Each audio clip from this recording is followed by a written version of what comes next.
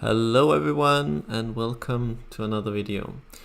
Today I'll be showing you how to do in-app payments with React Native.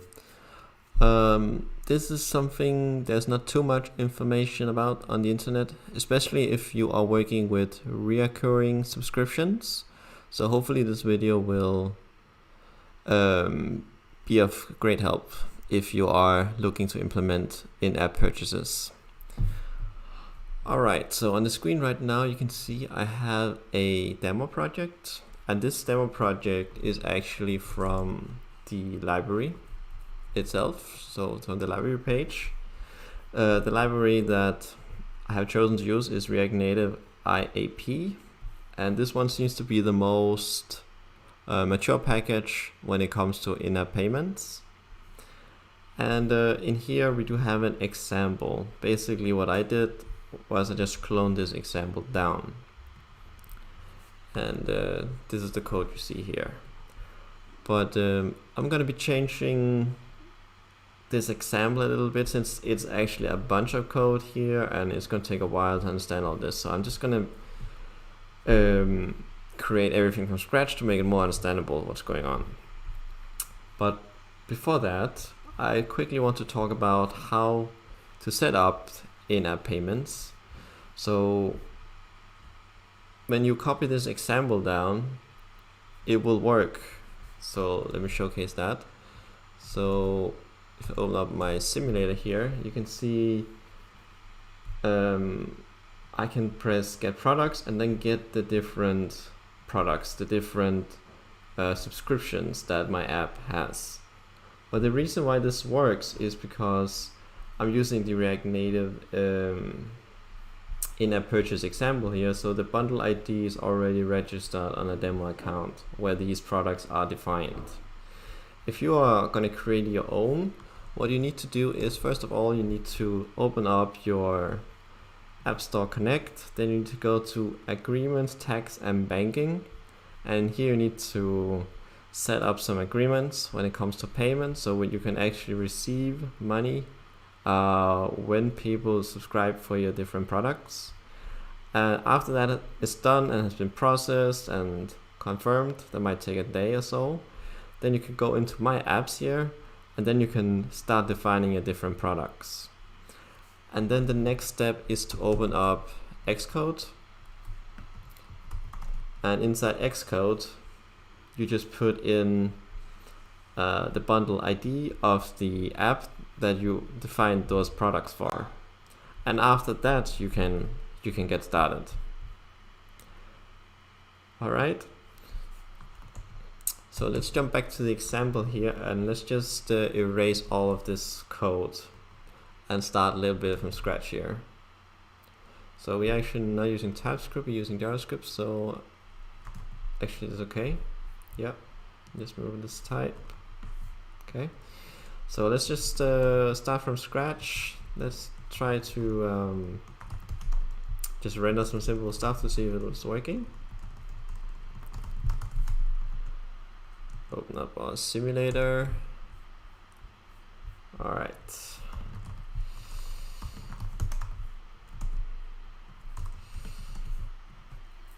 All right, so it's actually rendering something here. All right, cool. So when we do in-app payments, the first thing we want to do is we want to have some kind of state where we store our subscriptions on the user. So typically in an app we would have some user state, and I'm going to use a user state hook in this example to define user state. And yeah, we might have a name for this user. Could be my name. Okay, something like this. All right, so when you get onto this page, you would check whether this user has a subscription, right? And we can just have a subscription like this and define, and just say undefined, because we don't have a subscription for this user. Okay. So next step will be to grab the different products of the app, and for that we need to use this great library here. So let's import IAP from React Native IAP. Okay, so inside use effect hook. This is some code that runs when we enter this screen. We can actually call a get products method here. And this get products method takes an array of strings of the products that we want to potentially show. All right. So for this, I'm gonna need those strings for this demo app that is defined for this demo. So for that, I can jump back here and I can just basically grab that from the app.js file here. So I'm only showing iOS, by the way. So if you're doing Android only or doing both, then you at least learn how to do it the iOS way in this video. Okay, so let's define product IDs. Oh.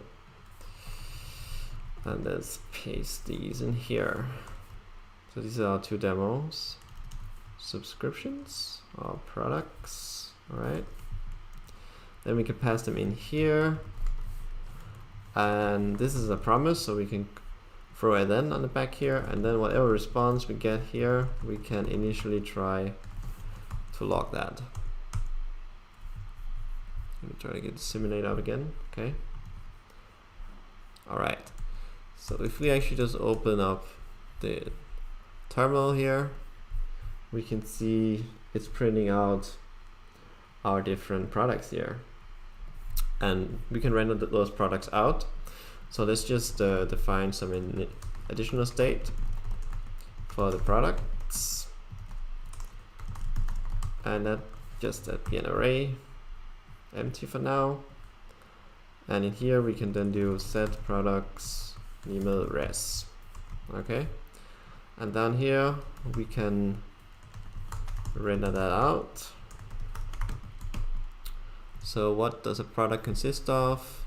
See here, so we have a currency, description, price. All right, so let's just render out the description for now. Okay, so in here could render out a view and then have a text field with the description, and then maybe a button that says subscribe now. Oh, sorry, this is not the API for the native button, so here we need to pass in title, I believe. All right, cool. This is our two products. Cool. So now something needs to happen when I click subscribe now, and that's where the second method comes into play that we need to know about, and that is on the IAP object we have a I think it's a request. Yeah, so request purchase a subscription, whatever this may be, and then here we just pass in the product ID. So on product we have a product ID as well. To confirm that, you can open up the Metro bundler here. It's not super clear, but here you can see there's a product ID. All right, cool. Now this is looking good. Now what happens when I click request subscription? Well, a callback is fired, and that's the next one we need to define, and potentially the last one, which is important, so hang on tight here. So inside our use effect, which is only going to run once, we can add in a purchase update subscription here. So on the IAP object, we're gonna access purchase update listener, and here we have a function which returns a purchase. So here we get a purchase, and then we have a function body here. Okay. So in here we can do a check, or first we can define a receipt, which will be on the purchase dot transaction action receipt. So here, this is where TypeScript is very nice. All of this will be typed, so I wouldn't have to look up the documentation or whatnot, and I'll make sure I spell it right. But basically on this purchase there will be a receipt, and the receipt is the one we will use for checking if we have an active subscription and what that subscription may be. Okay, so if we have a receipt here, we can do a call to our backend. Okay, so this is pretty important. Hold on, let me just, so inside use effect, we need to make sure we have a return statement here to clean up. And for the purchase update subscription, I want to call remove on this one to make sure that this one disappears when we leave the screen. All right. Now in here, usually, what we have to do, this is what we have to do when we are making an app. Inside here, we need to save this receipt. And there's a very important reasoning for this. This is because we need to validate or verify this receipt with the Apple backend in order to check if it's expired and whatnot, and also if it's valid. So it's very important that we save this somewhere. So if we were using fetch, for example, we can do fetch backend, and then we could make a post, right? And then as the body, we might pass in, let me see, it needs to be JSON stringify. So JSON stringify, we may have a receipt here, and then might point at receipt, right? So we can run one like this. This is just an example call using fetch, right? Okay, so there's one more method we need to call in here after we saved it in our backend, and that is the finish transaction. So in here we can do IAP.finish transaction, and here we can pass in our purchase. When we do this call, we basically alert the user saying the purchase is successful. We're kind of indicating here, we have your receipt in our backend, everything is good. All right. And yeah, this is more or less the code you need. So when you get to this point where you finish the transaction, you have the receipt in your backend. You can update your user state here. So you could do like set user, previous user. You could copy that, and then for the subscription, you could pass in the whole purchase, or you can just pass in the product ID. It doesn't matter how you structure, well, it matters how you structure it, but it's up to you, right? So in here I could put in purchase.product ID, right, in here. And then when I enter this screen, I could make a check down here. So instead of subscribe now, I could check for the user subscription. So here I could do like user subscription, is it equal to product.id? If it is, I want to show just some, maybe just a button here. that says unsubscribe.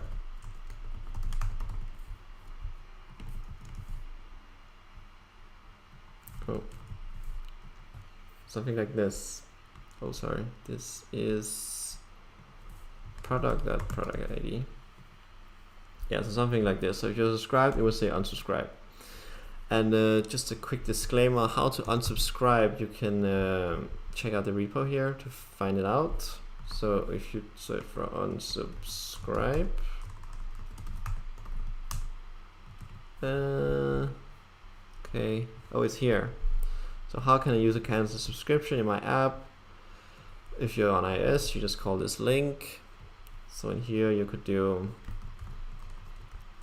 on press and then call this URL, which basically takes you to a page on your phone where you can see what subscriptions you have and unsubscribe. All right. Now the last thing I want to show you guys is how we do the verification on the back end.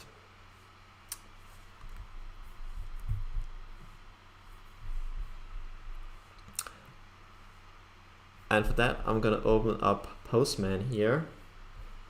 So you can see here I have an example request.